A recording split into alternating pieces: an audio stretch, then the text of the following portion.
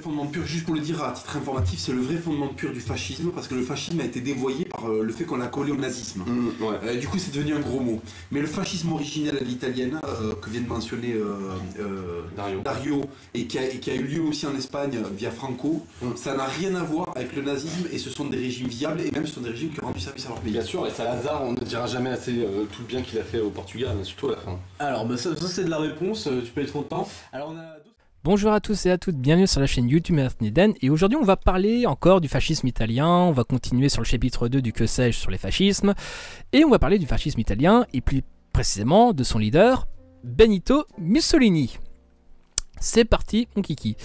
Il devait certainement beaucoup à son chef, ce rebus espagnol de 39 ans en 1922 à un passé de déserteur, d'agitateur, de socialiste révolutionnaire qui lui a valu la prison et l'exil et, paraît-il, la sympathie de Lénine. L'instituteur, puis journaliste, a été un socialiste intransigeant. Aussi, il a toute collaboration avec la bourgeoisie.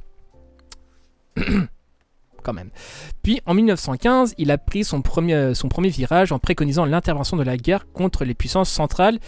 Il est devenu nationaliste, peut-être simplement pour faire parler de lui. Peut-être aussi par renoncement, c'est aussi possible. Hashtag Dorio. Faudrait que je fasse un épisode sur Dorio, un de ces quatre. C'est une personnalité complexe, un extroverti aimant à parader et un cabotin habile à donner le change sur sa réalité profonde. Il est ambitieux, sans mesure, mais les uns ont admiré son goût de l'action et sa prédilection pour la violence, tandis que l'autre l'ont trouvé indécis, pusillanime même. Je ne sais pas du tout ce que ce mot veut dire, enfin bref.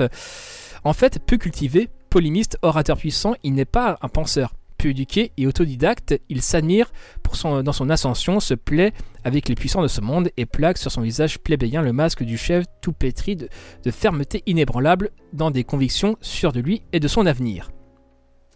C'est vraiment un Jacques Dorion numéro 2 en fait, faudrait vraiment que je parle de lui. Il méprise l'homme, ce fumier de l'histoire, et le peuple italien, ce peuple de moutons, cette race médiocre. Oh là là, des gens l'ont admiré.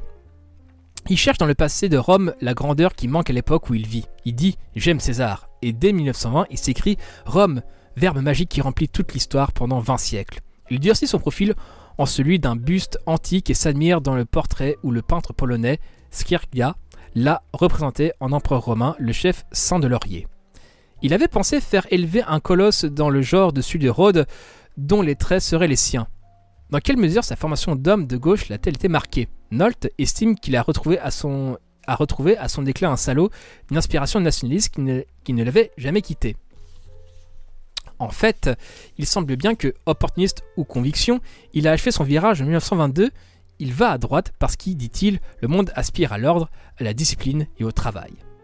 Il pense que la guerre a liquidé le siècle de la démocratie, l'égalitarisme démocratique est en train de mourir, de nouvelles aristocraties naissent et la révolution est dans cette réaction.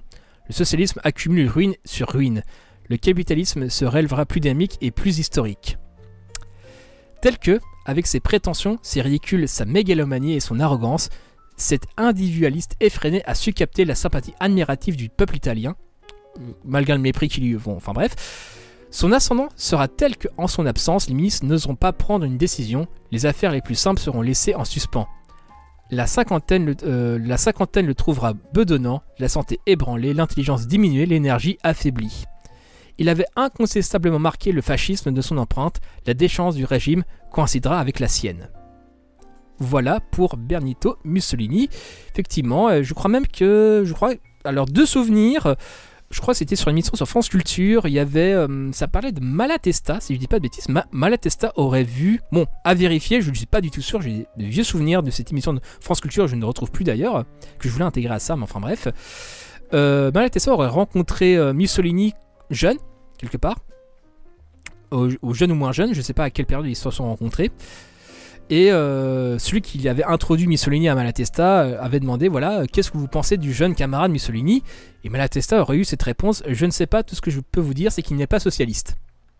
Voilà, tout simplement. Donc voilà pour la petite anecdote, je crois à vérifier, mais je trouve l'anecdote assez sympa. Enfin bref, c'était Martin Eden en direct du Goulag, bisous à vous!